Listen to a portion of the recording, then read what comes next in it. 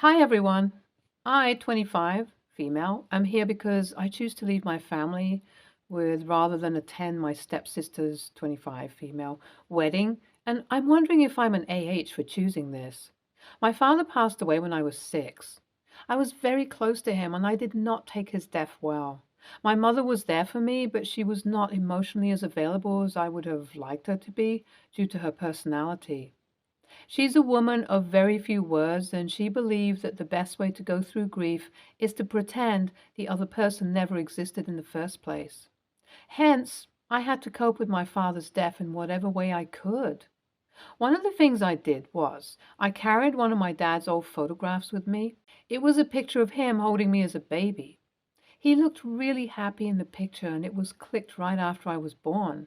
It also had his handwriting on the back because he used to write the date and place on photographs. This picture was very valuable to me. When I was in middle school, I was the target of school bullies. I was a mousy and tiny girl, so I can see why they thought that I was a good target for it. I did my fair bit of standing up to them, but usually avoiding them and spending lunch in the bathroom worked better for me. One day I got cornered in the bathroom. My bully, let's call her Casey, decided to go through my bag while her minions held me down. She found the picture of my father that I had in my bag and she destroyed it. She stomped on it and tore it up. She found it funny as I scrambled over the dirty bathroom floor to get very small pieces of the photograph. I was very torn up about it, and our homeroom teacher decided to call both of our parents to talk. That was how my mother met her father. By 3 months after this incident, they started dating. At this time, while Casey had stopped behaving badly with me and stopped bullying me, she had never apologized for ruining that picture. Fast forward a year and a half, and our parents got married and we were stepsisters. I guess somewhere they imagined we would get close and become true sisters, but that never happened because I never forgave Casey for doing that and she never asked for forgiveness. I moved out the moment I got the opportunity to move out. I met my boyfriend in my first year of university, and as I was not the smartest girl, I got myself trapped in an abusive relationship. He urged me to elope with him, which I did, and by the time I was 21, I was stuck with him and getting abused every day.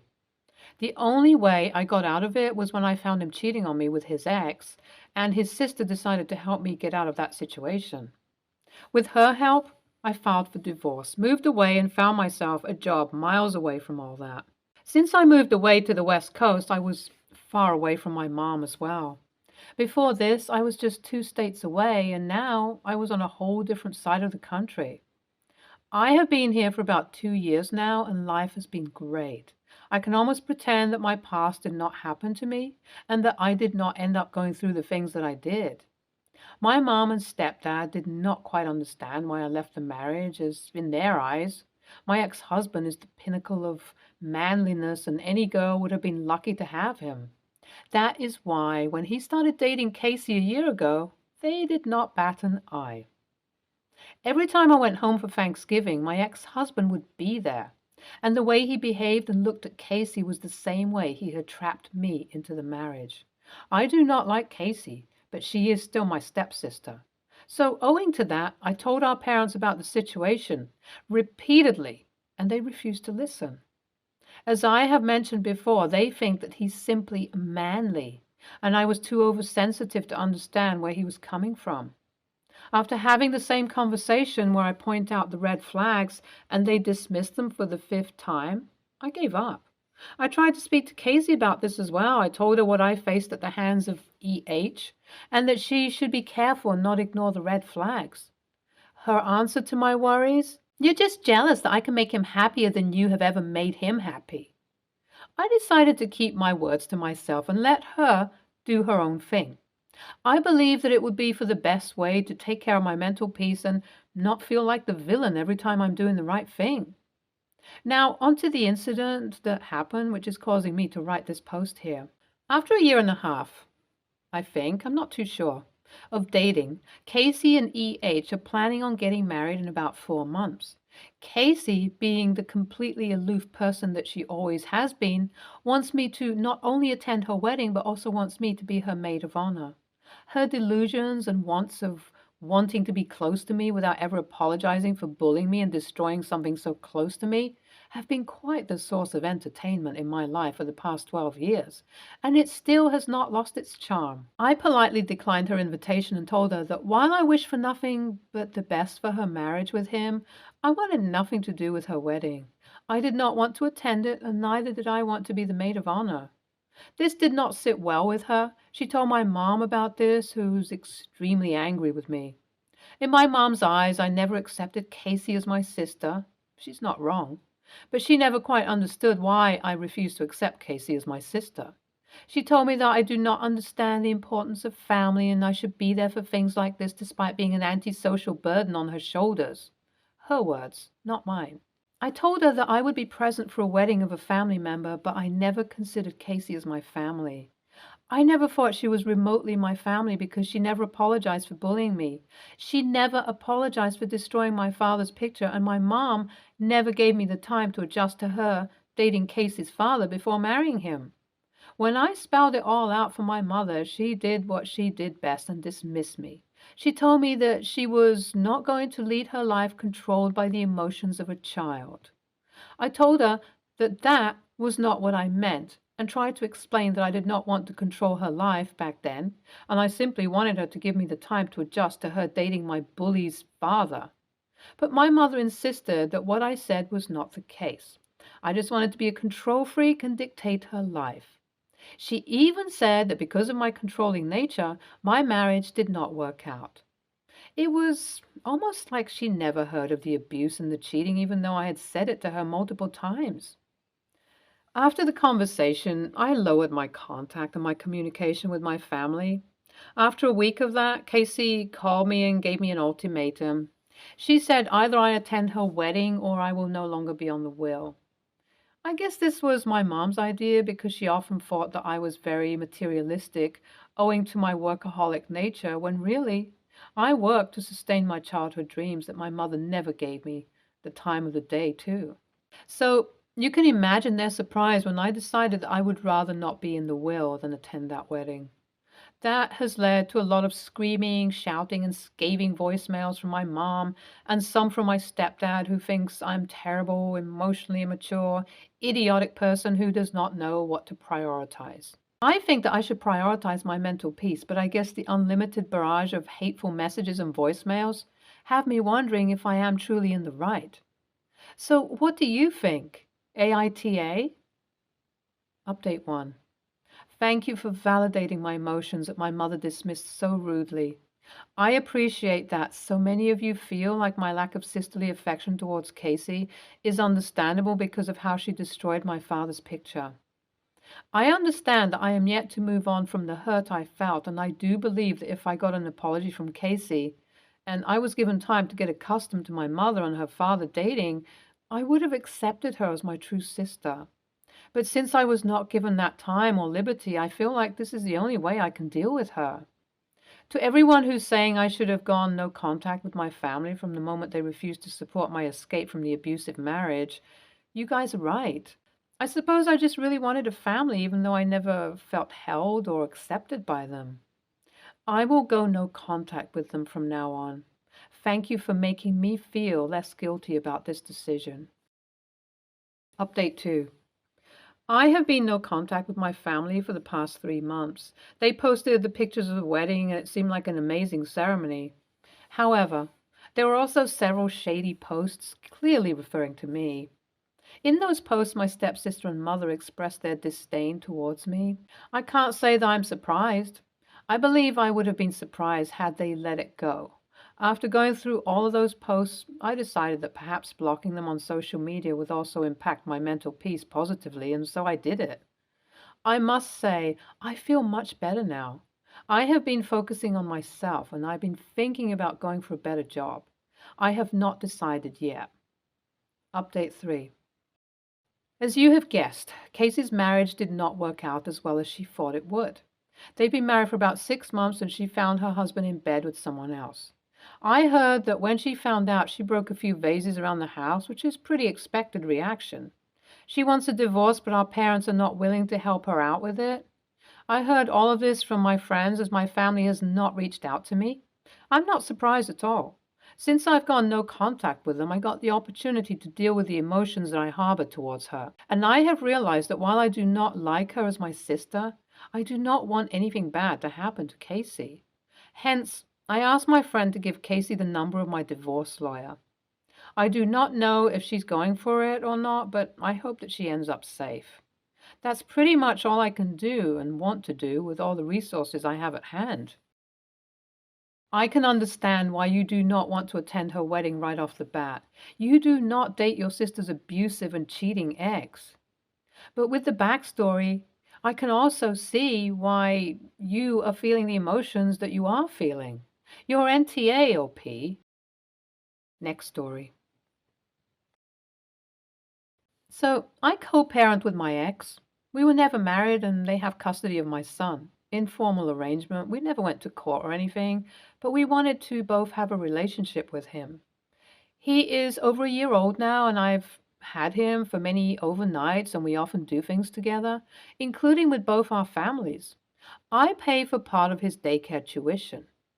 I thought things were going well, but today my ex called me and said they need to take care of my son all weekend because their relative, not a super close relative, died, and they need to go to the funeral out of town and don't want to have to deal with my son on a plane or at the funeral service. I already had plans to go away for the weekend with friends, so I said no. Get a babysitter.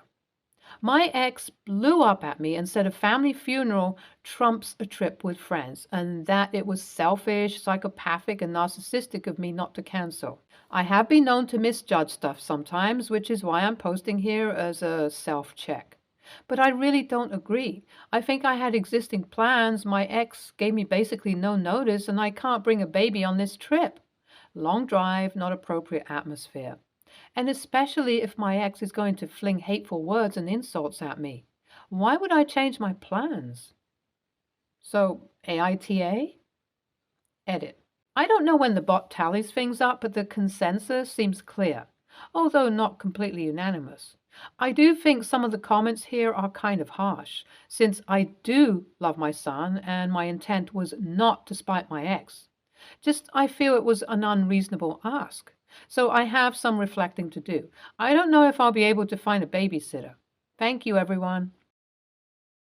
Edit 2. I did try to make it gender neutral in hopes of keeping gendered assumptions out of replies, but slipped up in the judgment bot post. I am the father, so people calling me he in the comments are justified. YTA, being a parent means that sometimes you have to cancel or change plans due to unexpected life events. This includes the life events of the co-parent. This is a death in the family, and given that you are not part of the family, how do you know that person is actually close to their departed relative? You cancel your plans and watch your child. You also apologize for your lapse in judgment. Next story. I, mid-20s, female, am getting married. My fiance, late 20s, male, and I are paying for everything for our bridal party as we want their support without anyone getting in debt for us, as we know not all our friends are in as good a financial position as we are. However, I'm having a problem with how much it's going to cost to do with the hair of one of my bridesmaids. The bridesmaid, Addie, early 20s, female, has extremely long, thick hair past her knees. I don't think she has ever cut her hair. Addie is the best man's, late 20s, male, wife, who also has extremely long hair. Due to the length of her hair, the hairdresser that I am using has advised that to do Addie's hair, it's going to cost double due to the current length, as they will need to dedicate just one person to do Addie's hair, as it will take much longer to do her hair. Another stylist will be able to do the hair of the other 3 bridesmaids in the same amount of time. We had a trial and it took 50 minutes to do Addie's hair compared to the 20 minutes each for the others. It didn't look as nice as the others due to how much hair was braided up. I don't want to have to pay for an additional person because Addie's hair is ridiculously long. Addie's husband had already said he will cut his hair so that he looks neat but won't say when it's getting cut. I asked Addie to also cut her hair to at least her waist so that it's of similar length to my other bridesmaids. Addie was upset when I asked her to cut her hair, as she got upset and told me that I was being insensitive in asking her to cut her hair, as I know that she doesn't cut her hair for cultural reasons. I honestly thought this was a reasonable request. It's my wedding. Surely she wants to make me happy. Addie said it was one step too far for her, as I had already asked her to not use her rosemary hair oil, as I didn't want her to smell like a woody scented hippie at the wedding. That stuff stinks, but she swears by it for her hair. Addie suggested that she did her own hair, but I said no, as I want my bridesmaids to all look the same, and she'd look different if she did her own hair. I asked if she would pay the £200 that I'm being charged extra for her hair, and she's refused, saying they can't afford it. Addie had said that I'm being a bridezilla, but I disagree. I don't think I'm being unreasonable. Addie has since spoken with her husband, and he's now told my fiance that he won't be cutting his hair either, and will be instead putting it back nicely. He wasn't happy that I was pushing Addie to cut her hair. Fiance isn't bothered because he just wants his friend next to him, but I'm upset that they're not willing to do this one thing. I thought I would come to Reddit to ask if I'm being the a-hole in this situation, just for an outsider's opinion. Am I being an a-hole? I don't think I am, because it's not unreasonable to ask someone to do something for my wedding, but Addie thinks I am, as she doesn't cut her hair. Edit. Okay, I realize I'm the a-hole. I'm going to call Addie later and apologize for asking her to cut her hair, but ask her if she would prefer to just be a guest, as I would like to have my bridesmaids all look the same. Edit 2. Okay, I get it. I'm the a-hole, and that my apology plan doesn't sound great. I'm going to talk with Addie and revisit the idea of her doing her own hair, and maybe look for another style that would work better for all the different hair lengths and types my bridesmaids have. While I would like my bridesmaids to all look the same, I know it wasn't right to ask her to cut her hair or kick her out of the wedding. I asked her to be a bridesmaid as her husband is the best man. We aren't very close, but they are a package deal, and I know he wouldn't want to walk down the aisle with anyone else. I respect that these are his boundaries, and I should have respected that with Addie. I have asked her to not use the oil just due to the fact that she can be heavy-handed with it, and one of my bridesmaids is really sensitive to smells, and it can be strong. When I asked her not to wear it, she was okay with it, as she understood and didn't want to cause the other bridesmaids a migraine. Edit 3. I have spoken with Addie. I have apologized for asking her to cut her hair. I have offered to take her and her husband out for dinner next week as a way to apologize for my lack of judgment. I've asked Addie if she was still open to doing her own hair. If not, I would pay the extra money. Addie said she would prefer to do her own hair, and we have agreed to do some hair trials next weekend to see if we can find a style that suits her. Addie has advised that her husband is still upset that I asked her to cut her hair, as he felt as if I was being pushy, but she said he will calm down in time. Addie and I are also going for lunch in the week, so we can get to know each other better. Her husband adores her. She's a lovely person, and I should get to know her, as they are a big part of my fiance's life. Thank you for opening my eyes, Reddit, to how I was being. I'm hoping I can forge a friendship with Addie and not damage my fiance's relationship with her and her husband. YTA. Why should she cut her hair for your one day? Not even speaking of the cultural reason, it would take years to grow back to its current length. For your one day? Hell no. Stay tuned for more stories from our girl relationships.